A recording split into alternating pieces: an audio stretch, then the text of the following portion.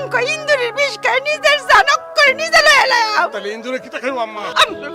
আমি ফিটকাইতেছি কিরে তোর আমার দরস না কিরে? আজকে না আম্মা ফিটকে প্লিজ আম্মা ফিটকে আজকে আম্মা ফিট কিটা হয়েছে আর চোখে পানি তুমি বলো না কেন কিটা হয়েছে কে কিটা করতে বলো তোর আমার সান্ত্বনা দে রে বাজান, তোর আমার সান্ত্বনা দে। তোর বাপে তোমার কলজেটের একটা সাইড টুকরা বানাইছে। ওরে গুল্লি করে খবর দাও না কে রে ওরে গুল্লি করে খবর দিতে আমি কু কু কু অ্যাম্বুলেন্স আছে না অ্যাম্বুলেন্স লইয়া তোমার কাছে আইতাম কও না কেন আমি তো তোর বাপের ভাত খাইতাম না, তোরা কি ব্যবস্থা করবি কর, আমি এই বেটার ভাত খাইতামই না। লজ্জ কথা কইছ আম্মা কিটা না না।